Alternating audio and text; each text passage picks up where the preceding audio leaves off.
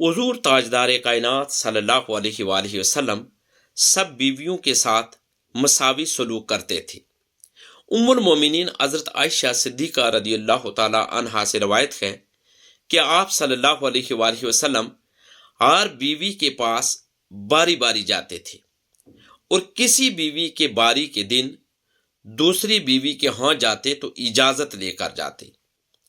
دور جاہلیت میں ایک بیہودہ عادت یہ تھی کہ جب لوگوں کو کھانے کے لیے بلایا جاتا تو وہ کھانے کے بعد بھی بیٹھے رہتے اور رات دیر تک گفتگو کا سلسلہ جاری رکھتے۔ حضور تاجدار کائنات صلی اللہ علیہ وآلہ وسلم نے حضرت زینب رضی اللہ تعالی عنہا سے نکاح کے بعد صحابہ کرام رضوان اللہ علیہم اجمعین کو ولیمے کی دعوت دی۔ 2-3 افراد کھانا کھانے کے بعد بھی بیٹھے رہے اور آپ صلی اللہ علیہ وآلہ وسلم کے لیے زحمت کا سبب بنے۔ آپ صلی اللہ علیہ وآلہ وسلم حیا کا پیکر تھے۔ صحابہ کرام رضوان اللہ علیہم اجمعین کو اٹھ جانے کے لیے نہ کہہ سکے۔ اس واقعے کے بعد وحی کا نزول ہوا۔ اللہ تبارک و تعالی نے قرآن مجید فرقان حمید میں ارشاد فرمایا، جس کا مفہوم یہ ہے، اے لوگو جو ایمان لائے ہو، نبی صلی اللہ علیہ وآلہ وسلم کے گھروں میں بلا اجازت نہ چلے آیا کرو، نہ کھانے کا وقت تاکتے رہو۔ ہاں اگر تمہیں کھانے پر بلایا جائے تو ضرور آؤ، مگر جب کھانا کھا لو تو منتشر ہو جاؤ، باتیں کرنے میں نہ لگے رہو۔ تمہاری یہ حرکتیں نبی صلی اللہ علیہ وآلہ وسلم کو تکلیف دیتی ہیں، مگر وہ شرم کی وجہ سے کچھ نہیں کہتے۔ حضور تاجدار کائنات صلی اللہ علیہ وآلہ وسلم ازواج مطہرات کے ساتھ بہترین حسن سلوک فرماتے، بلکہ حسن سلوک کا عالم یہ تھا کہ اعتکاف کے دوران بھی آپ صلی اللہ علیہ وآلہ وسلم مسجد کی کھڑکی سے اپنا سر مبارک ام المومنین حضرت عائشہ صدیقہ رضی اللہ تعالی عنہا کے حجرے میں داخل فرما دیتے۔ ام المومنین حضرت عائشہ صدیقہ رضی اللہ تعالی عنہا آپ صلی اللہ علیہ وآلہ وسلم کے سر مبارک کو دھو کر کنگھی کر دیا کرتی۔ رمضان المبارک کے آخری عشرے میں اعتکاف کے دوران حضرت صفیہ رضی اللہ تعالی عنہا آپ صلی اللہ علیہ وآلہ وسلم کے پاس آ گئیں۔ آپ صلی اللہ علیہ وآلہ وسلم ذکر و اذکار چھوڑ کر ان کی جانب متوجہ ہو گئے اور تھوڑی دیر بعد جب وہ واپس جانے لگیں تو آپ صلی اللہ علیہ وآلہ وسلم عذرائے محبت مسجد کے دروازے تک ان کے ساتھ آئے۔ آپ صلی اللہ علیہ وآلہ وسلم اپنی زوجہ حضرت صفیہ کے ساتھ کھڑے تھے۔ 2 انصاری ادھر سے گزرے اور سلام عرض کرنے کے بعد آگے نکل گئے۔ آپ صلی اللہ علیہ وآلہ وسلم نے پیچھے سے آواز دی اور فرمایا، ٹھہرو، سن لو، یہ خاتون صفیہ میری زوجہ ہیں۔ انہوں نے عرض کیا، یا رسول اللہ صلی اللہ علیہ وآلہ وسلم، آپ صلی اللہ علیہ وسلم کو وضاحت کرنے کی ضرورت کیوں محسوس ہوئی؟ آپ صلی اللہ علیہ وآلہ وسلم نے فرمایا، تم نہیں سمجھتے، شیطان انسان کی رگوں میں خون کی جگہ پہنچ جاتا ہے، اس لیے مجھے خدشہ لاحق ہوا کہ شیطان مردود کہیں تمہارے دل میں میرے متعلق کوئی بدگمانی نہ ڈال دے اور یوں تمہارا ایمان برباد نہ ہو جائے۔ کہتے ہیں ایک غزوہ میں ام المومنین حضرت عائشہ صدیقہ رضی اللہ تعالی عنہا آپ صلی اللہ علیہ وآلہ وسلم کے ہم سفر تھیں۔ آپ صلی اللہ علیہ وآلہ وسلم نے تمام صحابہ کو آگے بڑھ جانے کا حکم دیا۔ ام المومنین حضرت عائشہ رضی اللہ تعالی عنہا سے فرمایا، آؤ دوڑیں اور دیکھیں کون آگے نکل جاتا ہے۔ ام المومنین حضرت عائشہ رضی اللہ تعالی عنہا دبلی پتلی تھیں، آگے نکل گئیں۔ کئی سال کے بعد اس قسم کا ایک اور موقع آیا۔ ام المومنین حضرت عائشہ صدیقہ رضی اللہ تعالی عنہا فرماتی ہیں کہ میرا جسم ذرا بھاری ہو چکا تھا، اور اب کی بار آپ صلی اللہ علیہ وآلہ وسلم آگے نکل گئے۔ آپ صلی اللہ علیہ وآلہ وسلم نے فرمایا، عائشہ یہ اس دن کا جواب ہے۔ اسی طرح ایک دن آپ صلی اللہ علیہ وآلہ وسلم ام المومنین حضرت عائشہ صدیقہ رضی اللہ تعالی عنہا کے حجرے کے دروازے پر کھڑے ہو کر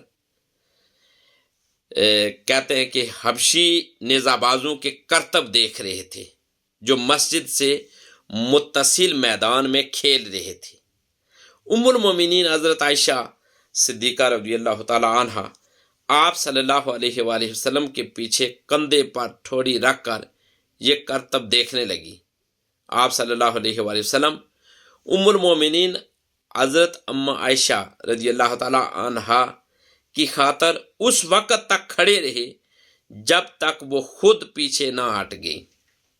ایک روایت کے مطابق عید کے دن دو چھوٹی عمر کی بچیاں ام المومنین حضرت عائشہ رضی اللہ تعالی عنہا کے پاس بیٹھی گا رہی تھیں اور دف بجا رہی تھیں۔ آپ صلی اللہ علیہ وآلہ وسلم چہرہ مبارک پر کپڑا لیے یہ قریب لیٹے آرام فرما تھے۔ اتنے میں حضرت ابو بکر صدیق رضی اللہ تعالی عنہ آگے۔ انہوں نے بچیوں کو روکنا چاہا تو رسول اللہ صلی اللہ علیہ وآلہ وسلم نے فرمایا، ابو بکر ان کو خوشی کا اظہار کرنے دو کیونکہ یہ عید کا موقع ہے۔ حضور تاجدار کائنات صلی اللہ علیہ وآلہ وسلم کا اپنی فیملی کے ساتھ یہ حسن سلوک تھا۔ ایک دن حضرت عمر رضی اللہ تعالی عنہ نے آپ صلی اللہ علیہ وآلہ وسلم کے دولت قضا کے اندر آنے کی اجازت چاہی۔ اس وقت قریش کی چند خواتین اور ازواج مطہرات آپ صلی اللہ علیہ وآلہ وسلم کے پاس بیٹھی گفتگو کر رہی تھی اور اونچی آواز میں نان و نفقہ میں اضافے کا مطالبہ کر رہی تھی۔ حضرت عمر رضی اللہ تعالی عنہ کی آواز سن کر سب اٹھ کر پردے میں چلی گئی۔ جب حضرت عمر رضی اللہ تعالی عنہ اندر آئے تو آپ صلی اللہ علیہ وآلہ وسلم نے تبسم فرمایا۔ حضرت عمر رضی اللہ تعالی عنہ نے عرض کیا، یا رسول اللہ صلی اللہ علیہ وآلہ وسلم، اللہ کریم آپ صلی اللہ علیہ وآلہ وسلم کو ہمیشہ اسی طرح خوش و خرم رکھے، مگر اس مسکراہٹ کا سبب کیا ہے؟ آپ صلی اللہ علیہ وآلہ وسلم نے فرمایا، مجھے ان عورتوں پر تعجب آ رہا ہے۔ یہ میرے پاس بیٹھی اونچی اونچی آواز میں باتیں کر رہی تھیں۔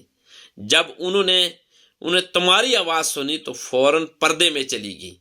حضرت عمر رضی اللہ تعالی عنہ ان خواتین سے مخاطب ہوئے اور فرمایا، اے اپنی جانوں کی دشمنوں، کیا تم مجھ سے ڈرتی ہو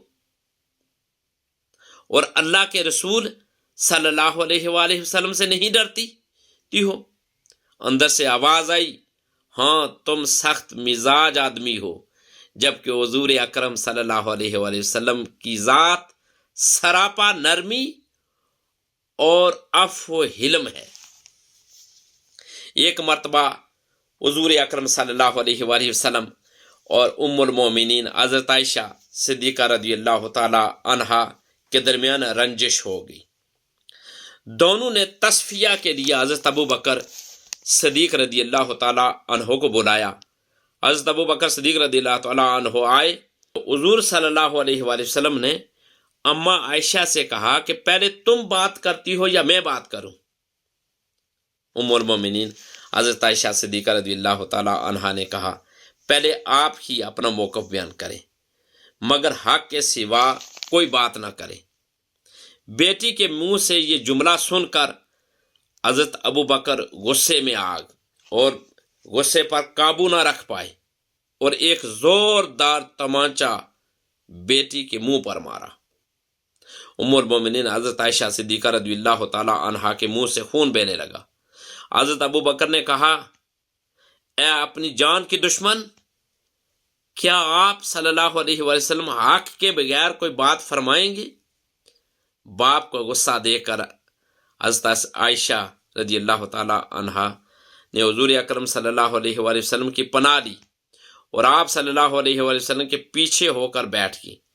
نبی رحمت حضور تاجدار کائنات صلی اللہ علیہ وآلہ وسلم نے حضرت ابو بکر صدیق رضی اللہ تعالی عنہ سے فرمایا، ہم نے تمہیں اس لیے نہیں بلایا تھا اور نہ ہم آپ سے اس قسم کے رویے کا ارادہ رکھتے تھے۔ یہ وہ حسن سلوک تھا جو پیارے آقا صلی اللہ علیہ وآلہ وسلم کا اپنی ازواج کے ساتھ۔ ایک مرتبہ کہتے ہیں کہ حضرت حفصہ رضی اللہ تعالی عنہا نے حضرت صفیہ رضی اللہ تعالی عنہا کو یہودن کہہ دیا، وہ رونے لگی۔ آپ صلی اللہ علیہ وآلہ وسلم تشریف لائے اور رونے کی وجہ پوچھی، انہوں نے وجہ بتائی تو آپ صلی اللہ علیہ وآلہ وسلم نے فرمایا، صفیہ،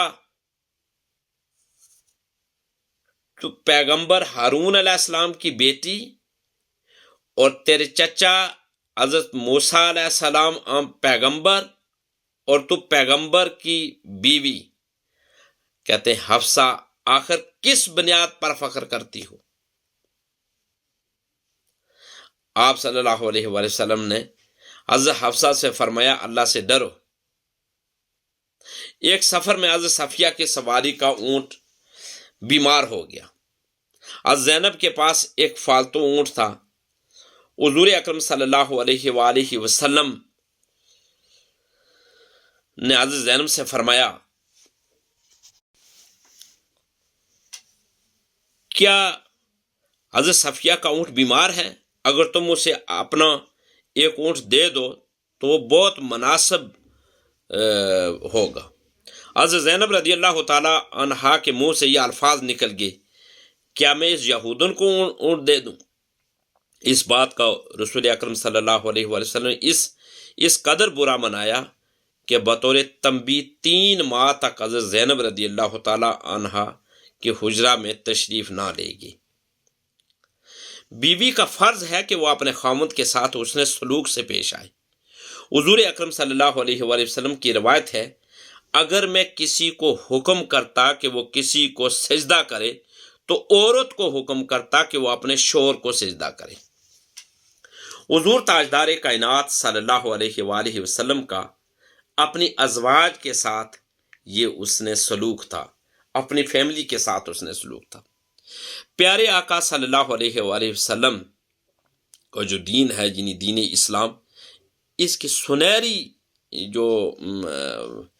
جو سنہری باتیں ہیں ان پر عمل کر کے ہم اللہ کو بھی راضی کر سکتے ہیں اور اپنے پیارے آقا حضور تاجدار کائنات صلی اللہ علیہ وآلہ وسلم کو بھی راضی رکھ سکتے ہیں۔